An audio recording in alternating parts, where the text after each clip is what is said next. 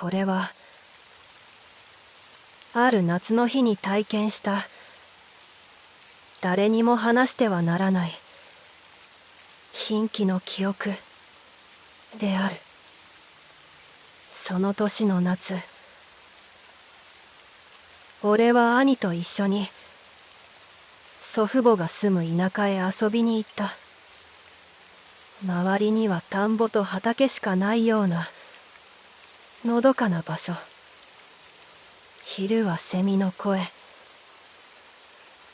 夜はカエルの鳴き声が響く。そんな自然に囲まれた静かな日々だった。事件が起きたのは滞在して3日目の午後だった。その日は特に暑く、兄と俺は縁側でぼーっと外を眺めていた。すると遠くの田んぼの真ん中で何かが動いているのが見えた。白くて細長い人のようなもの。それがくねくねとありえない動きで揺れていた。まるで風に吹かれる布のように、あるいは何かに操られているかのように、くねくねくねくねと、俺は思わず「なんだあれ」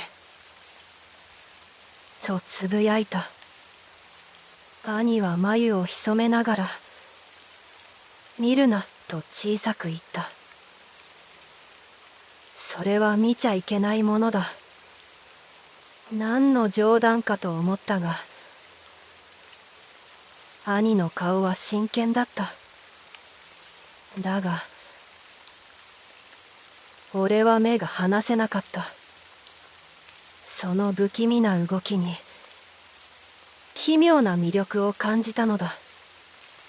そしてその瞬間だった。それがこちらを向いた気がした。顔はないように見えた。あるいはぐちゃぐちゃに歪んでいたのかもしれない。俺は頭が割れるような頭痛に襲われ、その場に倒れ込んだ。気づくと布団の中だった。祖母が泣きながら俺の手を握り、祖父は神主のような男と何か話していた。兄は部屋の隅でずっと目を閉じていた。数日後、俺の体調は回復したが、兄の様子がおかしかった。何も話さず、誰の目も見ず、ずっと空中を見つめていた。そしてある夜、兄は突然家を飛び出し、田んぼへ向かって走っていった。追いかけた大人たちが見たのは、田んぼの真ん中でくねくねと体を揺らす兄の姿だったという。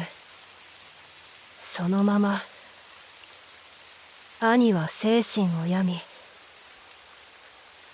今も病院で暮らしている。医者の診断は強いストレスによる精神崩壊だった。だが祖父はこう言った。あれを見てしまったらもう戻れないんだ。あの日